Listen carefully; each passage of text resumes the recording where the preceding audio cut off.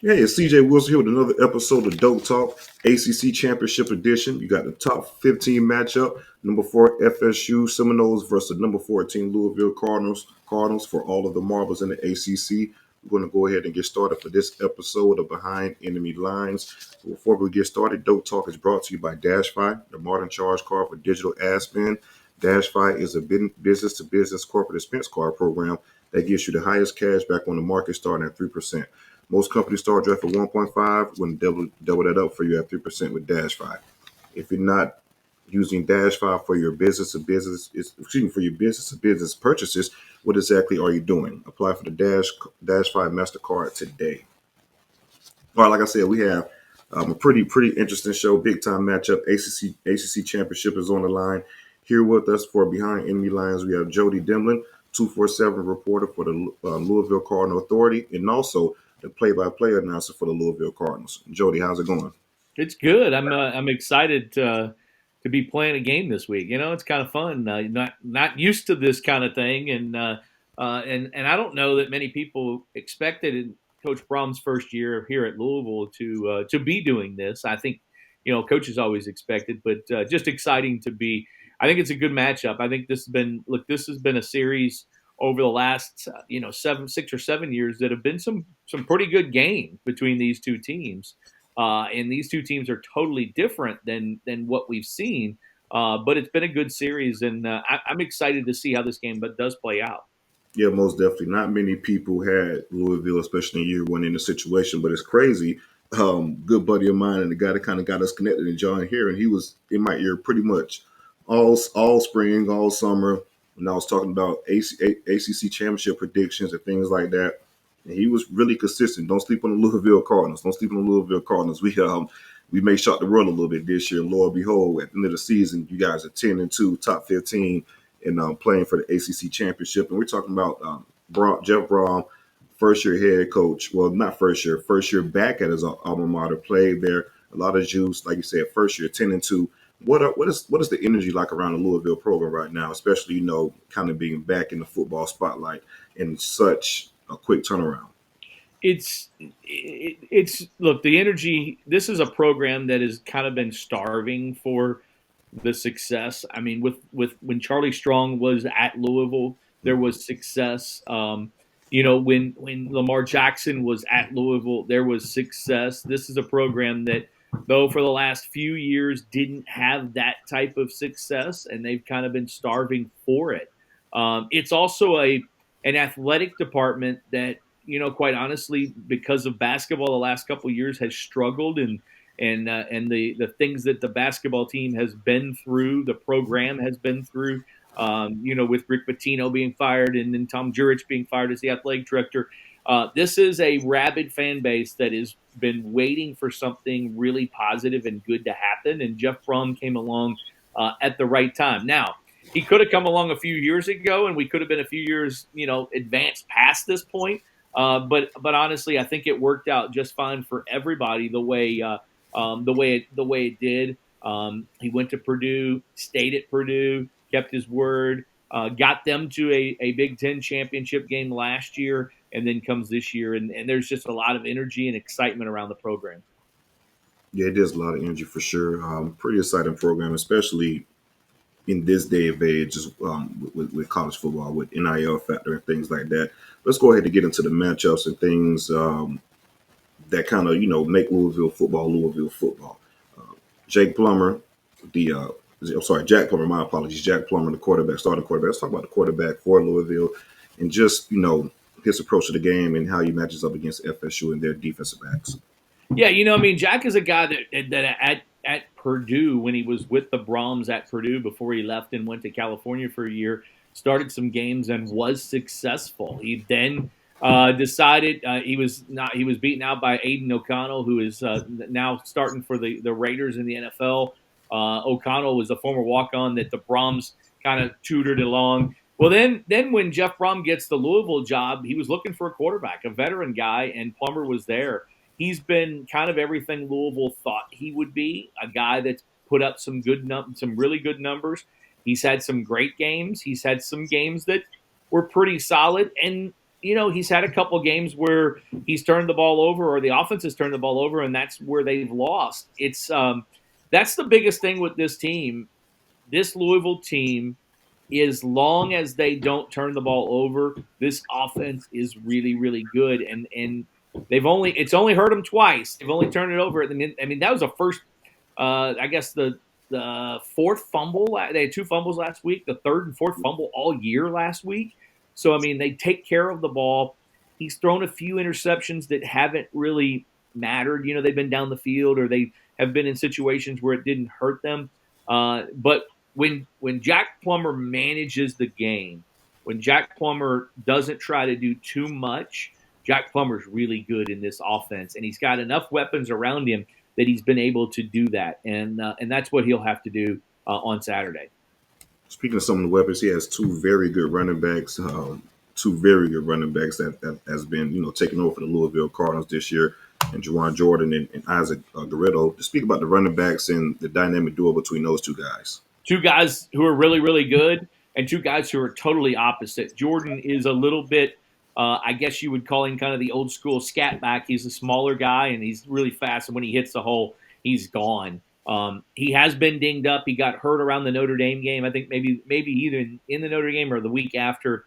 They thought he was going to miss the Pittsburgh game. He tried to go, played a series, didn't play anything else. They lost that game. And then slowly has been getting back. I think that's been, that's 5 games now to where he really hasn't been 100%. I think last week against Kentucky was probably the closest he's been to 100%. And so it was kind of a nagging little knee thing. So he's rushed for over 1,000 yards. He's really, really good. And when he gets in between, when he hits a hole, it's hard to get him. And Garendo's totally different because he's a bigger guy, transferred from Wisconsin, 225 pounds, and he doesn't look like he's got speed, but everybody always, and remember this on Saturday night if he breaks one, remember Jody told you, he's got speed. When he gets through the line, I think people are like, wow, he's that fast because he just blows by people. And he is a guy, I think over the last 4 games is averaging about 12 yards a carry. He's got 6 touchdowns. And since Jordan has been hurt, he's kind of been the guy who's taken over a little bit. They both can do it, and if they're both healthy, it gives Louisville a really good 1-2 punch. And this is really the first time that they've been healthy, both of them, in quite a long time. Speaking about the running backs, let's talk about the offensive line that's opened up the holes for these guys. Speak about offensive line and how they match up against a pretty good Seminole defensive line. Veteran offensive line, they are without one of their better players. Renato Brown had the most starts of anybody on this. I should say, in this day and age, you got to preface it, the most starts at Louisville of anybody on this team. And he was injured in kind of a freak knee injury in pregame at Pittsburgh. It was raining and went down with a knee injury, and it was out for the rest of the season. Austin Collins has come in for him at right guard, and they've stayed the same since then. They have not rotated really anybody out. It's the same 5 guys. Willie Tyler and Eric Miller are the tackles. Tyler came from Rutgers. Miller came from Purdue. Big, physical, long, kind of athletic guys. And then Michael Gonzalez is the left guard. He's probably their best offensive lineman, probably their best offensive professional prospect, like moving forward down the road in the NFL. And then Brian Hudson is the center and is a 24-year-old center who's been around the block and is just a veteran. And that's the thing. They're big, they're physical, and they've played a lot of football. And I think that's what's really helped them this year. They've been good. Jack has had a couple issues in a couple of games with getting sacked. Kentucky got after him pretty good last week, but that's the one thing. They haven't had back-to-back bad games yet. And quite honestly, they haven't had many of those bad times. They've been doing a good job up front. Let's move on to the receivers. Like I said, we talk about Jack Plummer as a quarterback. He's got some weapons to get the ball to, specifically Jamari Thrash. And FSU has a second that's been pretty stingy thus far throughout the season. Let's speak about the receivers and what they bring to the table. Yeah, Jamari Thrash is another guy that got hurt around the Notre Dame time, and he's just now finally getting it back to be healthy. Really has struggled the last 2 weeks. Of just kind of getting into the flow. He's getting better. He's getting healthy, and Louisville's hoping that this is the first time he can be. I think he's up 100. I think he needs 150 yards to get to 1,000 yards or close to that. He's their main guy. He's their most steady, consistent guy, and he's the guy that they really go to when they need a catch. There are some other guys out there. Amari Huggins-Bruce has caught 5 touchdowns, I think, this year, and has got one in in 3 of the last 4 games. I know he's a guy that is kind of the stretcher the field kind of guy. And Louisville has got some possession guys in Kevin Coleman and Jimmy Callaway. Coleman from Jackson State. Callaway came from Tennessee. Coleman had the big touchdown run, or the big touchdown catch. It was a little flare pass and just outran everybody as the 2 defenders collided against Miami. Yep. And the game winning touchdown Trust there. me, I love it. Yeah, it's an offense that's got weapons. But it's an offense that's used a lot of people. That's the thing, especially with the injuries. They've used a ton of guys. Against Miami, they had 12 guys, 13 guys catch a pass. So it's like they really have been balanced and used a lot of guys. Let's move on to the defensive line. FSU's offensive line has kind of struggled as of late with certain situations. You guys have a stud in Ashton Gillette, has 11 sacks on the season so far. Let's speak about the defensive line for the Louisville Cardinals. Depth. They're deep. They rotate a lot of bodies. Ashton Gillette is the best up there. Destel was 3rd team All ACC, honorable mention All ACC in the middle. But with the 4 guys up front, it will not shock me if by the end of the first half you look up front and Louisville has used 12 or 13 guys in those 4 positions. That's just how they do it. They rotate guys in and out constantly to keep them fresh, and they've been better at the end of games because of that. They're better at the end of the season because of that. Last week against Kentucky, a lot of people don't realize the one thing that really kind of hurt them. Their leader up front, Stephen Herron, who's a 4-year guy from Stanford who transferred as a grad student. He's actually from Louisville, went to Stanford for 4 years, and then came back here for 1 year. He was out last week with a concussion. He'll be back this week against Florida State. He's the leader. He's the kind of the general up front. Plus, it's nice that he's got 10 quarterback hurries as well. He's not always gotten to the quarterback, but he affects things in the pocket. And then you see guys, like I said, Jermaine Lole is a humongous dude in the middle as well with Destel. And when those 2 guys get some rest and they're able to kind of use their force and their impact and the strength in the middle, it really does help out. And I think that's where Louisville – look, it's a tough matchup against Florida State, in my opinion. Louisville's offense or Florida State's offense against Louisville's defense. But I do think Louisville up front, because they use so many bodies and because they can kind of do some things to get to the quarterback, I think they can be. I think that's where they can be successful. I really do. And Ashton Gillette is so quick off the ball. Last week he had a sack against Kentucky, and the right guard and the right tackle were just looking at each other like, how did he split us both? And it's like, how did he do that? He's just so fast off the ball.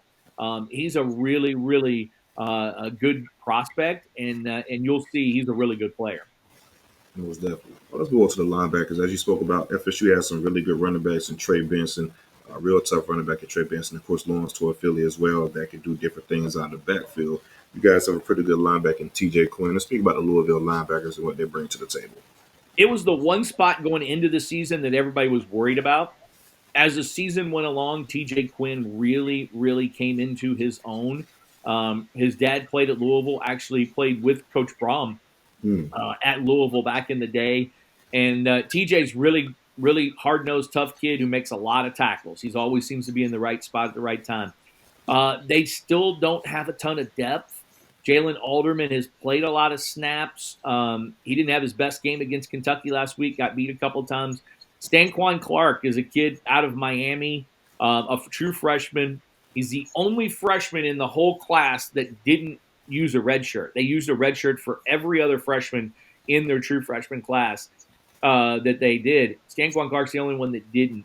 He's got about 250 reps this year, maybe not as many on defense as he wants or as a lot of people think that he should have. So it'll be interesting to see now into the bowl game, or now into the ACC championship and the bowl game, do they do anything different with him? Because he's been getting more and more reps as we've gone along, and he is a young guy who's really a kind of a standout. When you look at him, you think NFL when you look at him, and I think you'll see him more out there in the linebacker spot. But it's the one spot on the defense that was a question mark going into the season, and still, when they've played well and the defense has been good, the linebackers have been good. When they've slipped a little bit, it's been the linebackers who've kind of messed up a little bit. Well, let's speak about the secondary. Of course, you have Tate Rodemaker. He's making his second start of the season, but he got, I guess you could say, welcome to college football moment last year against the Louisville Cardinals when George Travis went out within that game. Had to come in and replace Travis and start the rest of the game and make some plays down the field. So you got Tate Rodemaker, and of course, you got, Keon Coleman, Johnny Wilson, Jaheim Bell in the passing game. Speak about the Louisville Cardinals secondary. Of course, you got Cameron Kelly, the safety, Quincy Riley, who I think is one of the best cornerbacks in the ACC and has been for the past couple of years. And of course, Jarvis Brownlee Jr., the former FSU defensive back. Speak about Louisville and what they bring to the table in guarding these tough receivers for FSU. Yeah, Brownlee. Everybody there knows about Brownlee, and coming from Florida State. Look, it's been a secondary to where late in the season down the stretch, Cameron Kelly and Devin Neal. Kelly came from North Carolina. Neal came from Baylor. They've been the two guys that have played virtually every snap at the two safety positions. They also have played Quincy Riley. Quincy Riley doesn't come off the field. Yeah. If Quincy Riley comes off the field, something has to be majorly wrong with him, because to me, he's the best player on the defense. To me, he's the best. He's one of the top two or three corners in the league to me. He doesn't have the stats because nobody throws it to him. They're just like, we're not going to that side, because when they do, like Miami did, he shuts them down, at the end of that game. And then the other side, with Brownlee being out for the last 3 or 4 weeks, he came back last week, played like 15 snaps against Kentucky. Storm Duck from North Carolina has been the other guy. That's it. That's what you see in the secondary for Louisville. It's those guys. Now, they're guys that have played a ton of football, guys that have made a ton of plays this season for Louisville, and guys that the coaching staff feel very confident with. They don't want to put anybody else in there because they know those guys are going to do the job. So you've got 5 guys. Kind of the one, he's more of a linebacker, kind of a safety, more of a, kind of that mix with, and they don't really call it anything at Louisville, but is Ben Perry, who has been the X factor to me, because he's a physical 6'2", 235-pound, basically safety, playing kind of up a little closer to the line of scrimmage. So when you look at the secondary, what you see is what you get from Louisville. You're not going to see a ton of guys up there, and you're not going to see a ton of substitutions. But with the guys out there, they're pretty good. Yeah, Joe, let's talk about Let's talk about the matchup in general. What are some things in looking at Louisville throughout this season and the little that you saw of FSU? What are some things you feel like Louisville will have to can do to be successful versus FSU? What are some things you feel like that can absolutely not happen in order for Louisville to, I guess, the game get out of hand, or FSU take control of the game? I know you spoke about turnovers a little early. What are some do's for Louisville and some don'ts for Louisville in regards to this matchup, in your opinion?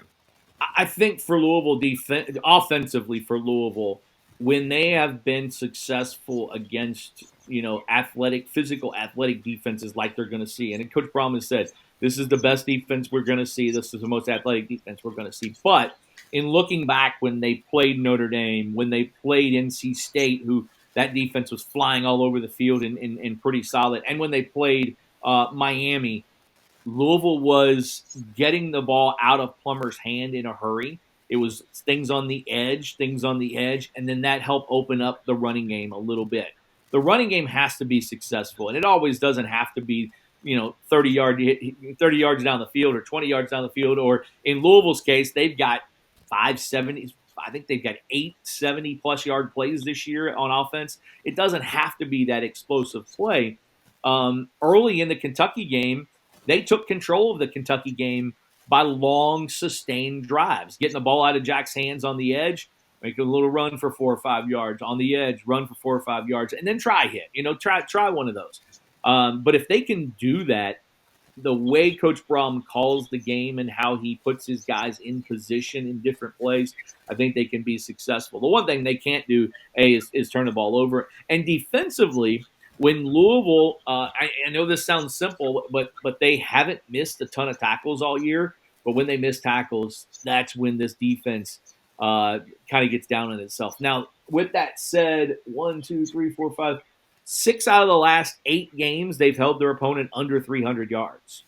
So that's a pretty good. And when you're looking at that, you're talking about Notre Dame, you're talking about Pittsburgh in a game they lost, you're talking about Duke and Virginia Tech and Kentucky, which they lost. So you're talking about 2 games that they lost that they still held their opponent under 300 yards.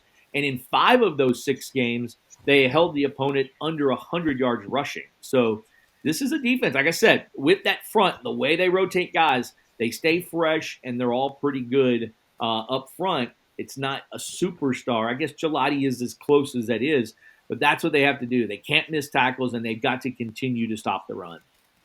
All right, perfect. Sounds like a plan. All right, let's put you on the spot a little bit. Give me your score prediction for this ACC championship game. I've been going back and forth and back and forth and back and forth all the time. I originally thought a couple weeks ago when we thought this, I thought, okay, Jordan Travis, and I got to know Jordan a little bit when he was here, and being around the team and all that. I love Jordan Travis. I think he's a fantastic young man and it's been great at Florida State. I'm happy to see what he's done. But I was thinking, okay, Jordan Travis is going to – it didn't get to play. What happened last year in the game with the injury, I thought he's going to come back and he's going to have a big game. Now, without Jordan Travis, I do think it gives Louisville a much better chance. I'm thinking 28-24 Florida State, but I'm thinking that with this game, I think Louisville feels like they've got a legitimate chance to come in and spring the upset. It's just a big stage. And a lot of these guys, it's new to guys, and it's new to Florida State a little bit as well. But they've played in big games in that before, so that'll be interesting as how Louisville handles it all. And how they do it, but I'm thinking 28-24 Florida State's what I'm thinking. Yeah, I had my prediction at 24-20, so we're in the same thinking in regards to how the game may go.